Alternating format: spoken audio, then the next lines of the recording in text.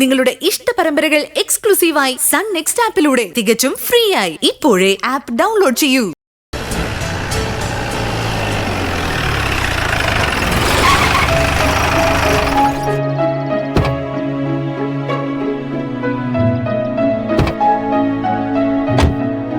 ആ, രഘുവിന്റെ ഒപ്പം മാഷും കാണുമായിരിക്കും.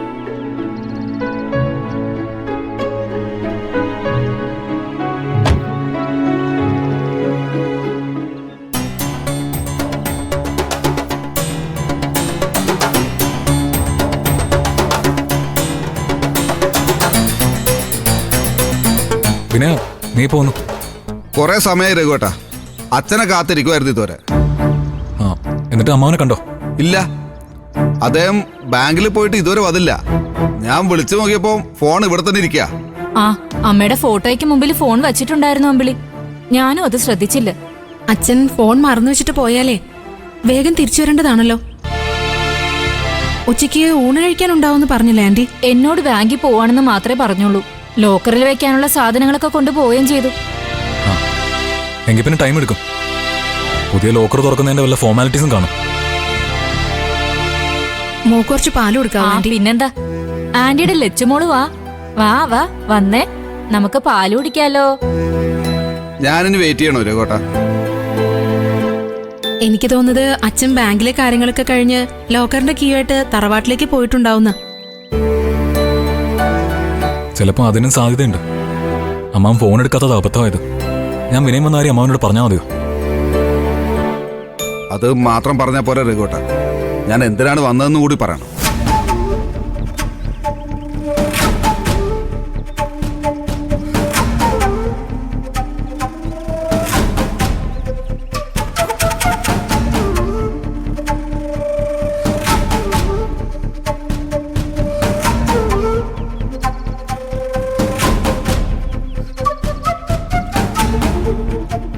₹1.5 ലക്ഷം വരെ സ്റ്റാർട്ടിങ്ങിൽ സാലറി കിട്ടുന്ന പോസ്റ്റാ.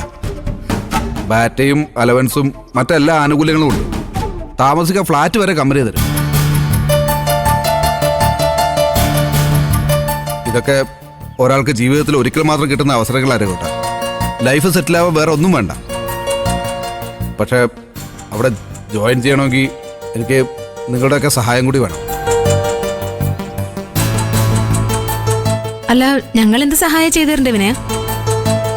അത് നോൺ ഒഫൻസ് സർട്ടിഫിക്കറ്റിന് വേണ്ടി ഞാൻ പോലീസ് സ്റ്റേഷനിൽ പോയപ്പോൾ അവിടുന്ന് CA സാറ് പറഞ്ഞത് കോടതിയിൽ കേസ് നിൽക്കുമ്പോൾ അങ്ങനെ ഒരു സർട്ടിഫിക്കറ്റ് കിട്ടില്ലെന്നാ.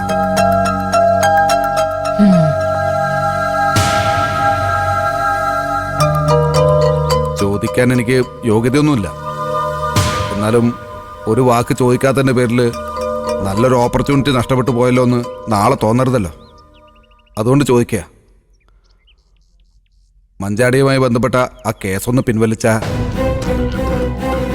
അതെങ്ങനെയാ വിനയ? അമ്പിളി, വിനയ, ഞങ്ങൾക്ക് ഈ കാര്യത്തിൽ ഒരു മറുപടി പറയാൻ പറ്റില്ലെന്ന് വിനയൻ അറിയാലോ. അമ്മാവൻ വന്നിട്ട് ഞാൻ ഈ കാര്യം സംസാരിക്കാം. എന്നിട്ട് അമ്മാവന്റെ തീരുമാനം എന്തായാലും അത് അദ്ദേഹത്തെ കൊണ്ട് തന്നെ വിനയനെ വിളിപ്പിച്ച് പറയിപ്പിക്കാം. അതുപോലെ മതി രഘുവേട്ടാ, അത് മതി. താങ്ക്സ്. എന്നാ പിന്നെ ഞാൻ പോട്ടെ. ശരി, പോട്ടെ അമ്പിളി ചേച്ചി.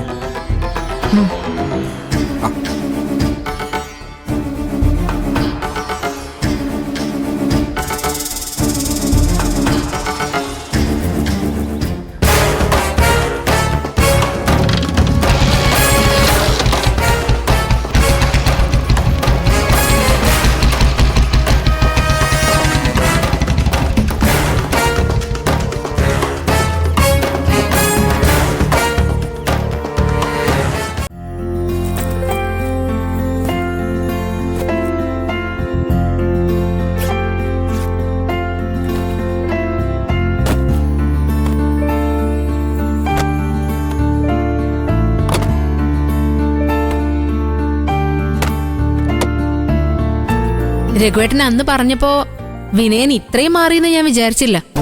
സ്വഭാവത്തിലും രൂപത്തിലും ഭാവത്തിലും ഒക്കെ അവനൊരു പുതിയ ആളായല്ലോ രഘുവേട്ട. കുറച്ചോളം ഞാനും ദാസങ്ങളൊക്കെ അവനെ ശ്രദ്ധിച്ചോണ്ടിരിക്കുക. ഞങ്ങൾക്ക് ആ മാറ്റം കൃത്യമായിട്ട് മനസ്സിലാക്കാൻ കഴിഞ്ഞോണ്ടാ നിന്നോടും അനുവിനോടും വിനയന്റെ കാര്യം ചീരനോട് സൂചിപ്പിക്കാൻ വേണ്ടി പറഞ്ഞു. പക്ഷെ അവളിപ്പോഴും പറയുന്നത് ഇതൊക്കെ വിനയന്റെ അഭിനയമാണെന്നാ. ഇനി ചിലപ്പോ നമുക്ക് തറവാടൊക്കെ സ്വന്തമായിട്ട് കിട്ടിയതറിഞ്ഞ് അവൻ എങ്ങനെങ്കിലും കയറി പറ്റാൻ ശ്രമിക്കുന്നതായിരിക്കും രഘുവേട്ടാ. അമ്പിളി നമുക്ക് ആ തറവാട് കിട്ടുന്നതിന് മുമ്പേ തന്നെ വിനയന് ചീരുവിനെയും കുഞ്ഞുങ്ങളെയും വേണോന്നൊക്കെ പറഞ്ഞ് അവൻ നടക്കുന്നുണ്ടായിരുന്നില്ലേ? ഞാൻ തന്നെ അവൻ എത്ര തവണ ഇവിടെ ഇറക്കി വിട്ടിട്ടുണ്ട്. അതൊക്കെ ശരിയാ. പക്ഷെ അന്നൊക്കെ അവൻ വന്നതേ ആർക്കും അംഗീകരിക്കാൻ പറ്റാത്ത ന്യായവും അധികാരവും പറഞ്ഞ് എല്ലാരെയും വെറുപ്പിക്കുന്ന മട്ടിലായിരുന്നല്ലോ. ചീരുവിനെ നമ്മളെയൊക്കെ ശല്യം ചെയ്യുക മാത്രമായിരുന്നു അന്ന് അവന്റെ ഉദ്ദേശം. എന്നാ ഇപ്പൊ അതല്ല. ചീരുവിനെ കുറിച്ച് ഒന്നും ചോദിക്കാതെ നമ്മളെ സ്വാധീനിച്ച് കുടുംബമായിട്ട് ആദ്യം അടുപ്പം ഉണ്ടാക്കിയെടുക്കാനാണോ അവന്റെ ശ്രമം എന്ന് സംശയിച്ചൂടെ? അല്ല, അങ്ങനെയാണെങ്കിൽ തന്നെ അതിനെ സംശയത്തിന് കണ്ടൂടെ കാണുന്ന എന്തിനാ അമ്പിളി? അതവന്റെ മാറ്റത്തിന് തുറക്കമായിട്ട് കണ്ടൂടെ? അത് നമുക്കെങ്ങനെ കാണാൻ പറ്റും? അതുകൊണ്ട് കാര്യമില്ലല്ലോ. ചീരുവിനും കൂടി അത് തോന്നണ്ടേ രഘുവേട്ടാ?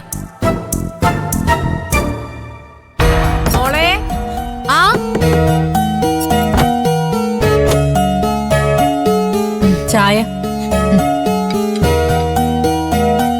രഘുവേട്ടാ, മാഷി ഇവിടെ ഇല്ലെന്ന് പറഞ്ഞപ്പോ വിനയൻ അധികാരത്തോടെ അകത്ത് കയറി ഇരിക്കുമെന്ന് എനിക്ക് പേടിയുണ്ടായിരുന്നു. വീട്ടിൽ കയറാൻ പാടില്ലെന്ന് എനിക്ക് അവനോട് പറയാൻ പറ്റുമോ? പക്ഷെ അങ്ങനൊന്നും ഉണ്ടായില്ല. അവൻ മാന്യമായിട്ട് ഉമ്മറത്തിരുന്നതേ ഉള്ളൂ. ഇന്ന് വിനയം വന്നപ്പോ ചീരുവിനെ കല്യാണം കഴിച്ച് ആദ്യമായിട്ട് അവളോടൊപ്പം ഇവിടെ വന്ന വിനയനെ എനിക്ക് ഓർമ്മ വന്നേ. ആനന്ദമാഷി ഇന്ന് വിനയനെ കണ്ടിരുന്നെങ്കിൽ ഉറപ്പായി അവൻ വന്ന കാര്യം അദ്ദേഹം സാധിച്ചു കൊടുത്തേനെ.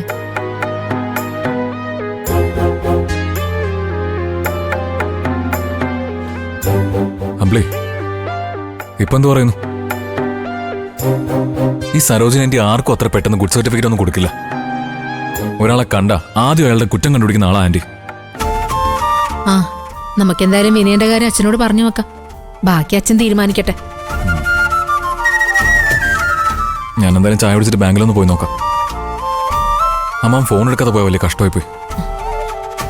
രഘുവേട്ടാ, വേഗം ഒന്ന് പോയി നോക്ക്. അച്ഛൻ സ്വർണ്ണമൊക്കെ ആയിട്ട് പോയതല്ലേ, അതിന് ലോക്കറിൽ വെച്ചെന്ന് അറിഞ്ഞാലേ സമാധാനാവുള്ളൂ. ആ, ഞാനന്ന് പെട്ടെന്ന് റെഡി ആയിട്ട് ഇറങ്ങാം. ആ, പിന്നെ അമ്പിളി, അമ്മാവും വന്ന തറവാട്ടി നടന്ന കാര്യങ്ങൾ അതേപടി അദ്ദേഹത്തിന് മുമ്പിൽ വിളമാൻ നിൽക്കണ്ട. അതെങ്ങനെ രഘുവേട്ട ഒന്നും പറയാതിരിക്കുന്നേ? അച്ഛൻ അറിയേണ്ടത് അച്ഛൻ അറിയണം. ഞാൻ എന്റെ അനിയത്തിമാരെ കുറിച്ച് പറയുന്നതില് രഘുവേട്ടൻ ഇടപെടണ്ട. നിങ്ങൾ എല്ലാരും കൂടി മനുഷ്യനെ കുരുതി കൊടുക്കരുത്. എനിക്ക് അത്രേ പറയാനുള്ളൂ. എന്റെ പാൻറ് ഇവിടെ. അതെ, അവിടെ.